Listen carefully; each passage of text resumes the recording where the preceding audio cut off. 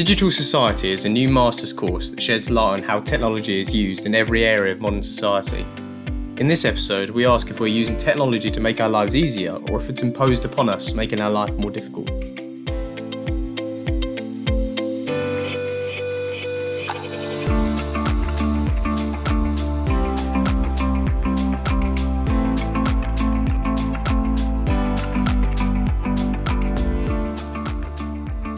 Hello and welcome to Future You, the podcast brought to you by graduate careers experts Prospects. We're here to help with your career goals. In this episode, we speak to Daniel and Addy, who both teach in the Master's Digital Society course at Manchester Metropolitan University. We ask them what the course involves, what type of students it would suit, and what career paths it could lead to. So, would you both like to introduce yourselves? Well, hi, I'm Addy Konseman. I'm reading digital politics and I'm based in the Department of History, Politics and Philosophy. And I've been researching the internet and online communication for as long as I remember. I would say about 20 years now, looking at a range of ways in which people communicate online, which more recently shifted to social media.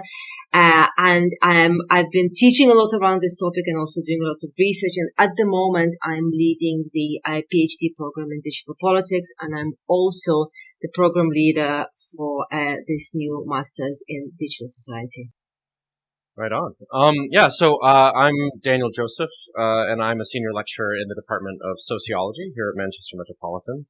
In the same way, I've been kind of looking at the internet and digital topics for a really long time now. I kind of got into it through an interest in digital gaming, because that was something I was really interested in, when I still play a lot of video games, but I've kind of, gone from studying and researching games, and I kind of pivoted towards understanding the things that games were played on, platforms, and then kind of expanding out from that to look at, digital platforms in the context of social media, in context of other, cultural productions. So, film and television, music, things like that.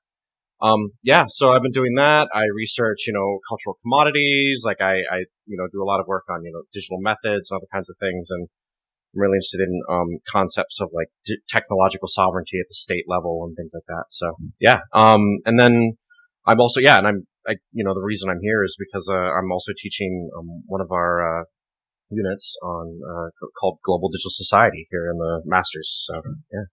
So, starting with you, Daniel, how would you describe digital society?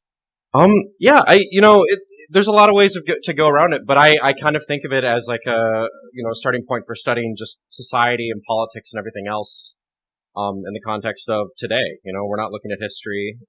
We're looking at what the society looked at right now. And if you look at what society is, it's a society awash, in information computing technologies, cultural forms that are circulating around the world at mind-boggling speeds compared to something, 100 years ago. So I think to understand how we live and how politics happen and how economics work and all these other kinds of things, we need to understand, that we live in a digital society. So, yeah. Would you second that, Addy? Oh, I absolutely agree with that. And I would also have to say that understanding how digital society, what it is and how it works is really crucial today for pretty much everywhere we turn, whether it's economy, politics, culture, environment, everyday life, you name it. And this is because digital technologies, the whole range of them, affects us, or we use them everywhere we go. So whether it's connecting to friends or monitoring our everyday actions, buying tickets and making doctor's appointments, or, if you have to do a visa application or a job application. So you have to have an internet connection, access to a phone or computer. And of course we receive news and we communicate via social media. So it's literally everywhere. But I also have to say that instead of just using these technologies the way many of us do, we also need to understand, how do they change our lives? Are there some new opportunities that they might offer? But also what kind of control or what kind of discrimination or what kind of injustice they might create. Okay, well that's actually partially answered my second question, but in case there is a little bit more you'd want to add on it. So I guess the reason courses like Digital Society are so imperative in today's world is that it's just important that people are aware of it a little bit more, and they're able to utilize it in whatever the career they face. One of the reasons why, we have this, and when I talk to my students, because I teach in the undergraduates as well, and I teach a class called, a unit called, Digital Society, actually. And some of my students come to me and they say, I'm not really interested in this stuff. And I'm like, yeah, but like you literally, most of the time you're emailing me, you're talking to me somehow through digital technology. Like, you have to understand that ways that, kind of building on what Addy was saying is just that everything you do is digital. So like to kind of focus on any topic without taking into account that computers that were built with very specific purposes in mind came out of very specific social contexts, have kind of like shaped our whole lives in these different ways. And it's not that technology comes out of nothing. It's not technology driving, the development of politics and economics in our society. But I think, kind of it's more interactive in the sense that, technology comes out of a social context and then it influences that social context in our society. So, I think no matter what you look at, you need to focus on it and understand it. Paddy? Absolutely. And just to add to that, I mean, this is obviously a topic that's so much needed. And one of the reasons we started preparing this program is because there is a lack in what is currently provided in the current university landscape, especially in the region. So there is only a handful of postgrad courses in related subjects such as media, digital sociology, digital media and communication. So there was a geographic gap, but even more importantly, when we started developing this program, we looked at what's needed and to address all these questions that Daniel has elaborated on. So far, I think we are the only program that offers not just the general information on digital society, but also specialization within that area of knowledge into then looking in more detail into digital politics or digital sociology. And that can be done alongside with a general degree in digital society. Yeah, it's about time, eh? Big time. If you were to try and profile the sort of student that would suit this course, how would you describe it? I suppose there's a general answer for this, and then you've got your specifics. You've got the sociology, and then the history, politics, and philosophy. I would say, yes, definitely the clear disciplinary background, but it's also an interdisciplinary program. So I would say anyone who has a keen interest in exploring digital society further on a more advanced academic level. So because of that, we welcome students from a range of backgrounds, whether it's social sciences or humanities. It doesn't just have to be politics or sociology. And what we do, we provide rigorous training in both theory and methods. So regardless of which background students are coming from, they will receive this disciplinary knowledge from us. So students who are interested in digital politics or digital sociology would find this course particularly suitable regardless of whether they've done their first degree in sociology or politics. And often I find teaching interdisciplinary studies as students that come from different backgrounds find it a lot more interesting and insightful, and they can kind of adjust what they studied in their previous degree. Yeah, it's entirely universal, isn't it? It's quite a general thing, isn't it? Like you say, STEM, humanities, like everyone would suit the course. It's genuinely like, yeah. There's not really one profile of person who shouldn't be interested in digital society as a course or as a concept. Yeah, and I think that's the thing. It's like come in with the interest in the higher level of learning, but like, all of our units, like we have a number of core units, becoming a digital researcher, digital living, the dissertation, global digital society, principles and debates and social research. All of these things are giving exactly what Addy was saying, which is that like that baseline from which to then go and like kind of pursue a project, and a dissertation topic that's really interesting to you as the researcher. So, and like I come from an interdisciplinary background, myself, like I did like history, I did communication studies, I did cultural studies. I don't come from like a really hardcore social science background, but now I do like social science research. And what I like about this is, if you are interested in the social science approach to these things, like come on in, but you don't necessarily need to have that background to like do it well. It's more just about your interest and your willingness to kind of put yourself into the project. Yeah, it's very inclusive. If you've had enough of talking about digital societies in general and you want to talk about your own sort of specialisms, starting with you, Addy, would you like to talk about the politics side of things and then sociology intersect with you, Dan? Yeah, of course. Yeah, thank you. So there is a digital politics specialism, which is one of the options that the student can choose. And that would introduce students to ways in which digital technologies specifically shape political life. And by that I mean things like elections, voting, activism, digital wars, political campaigning, environmental politics, and environmental communication. So there is really a range, but it's more politically oriented.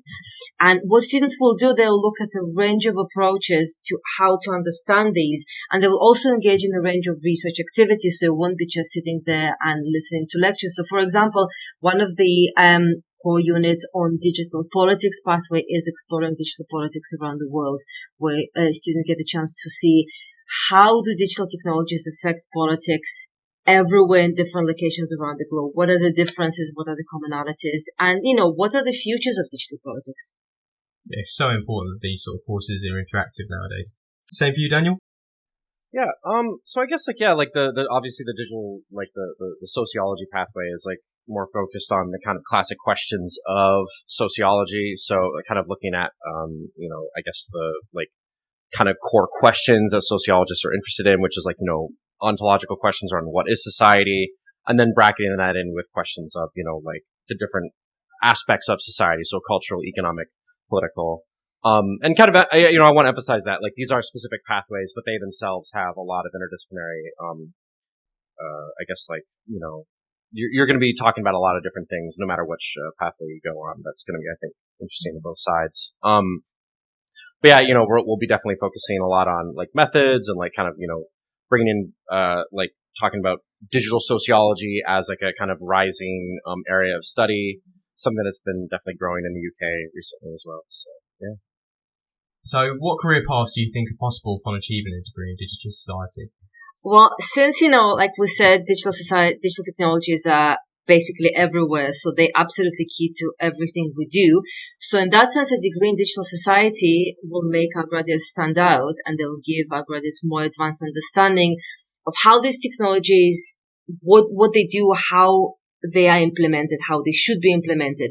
So while there isn't one defined narrow profession of digital society specialist, right? What instead our program does is a much broader, much more flexible and robust advantage in careers such as government, management, voluntary section, local council, even environmental agencies, education, business.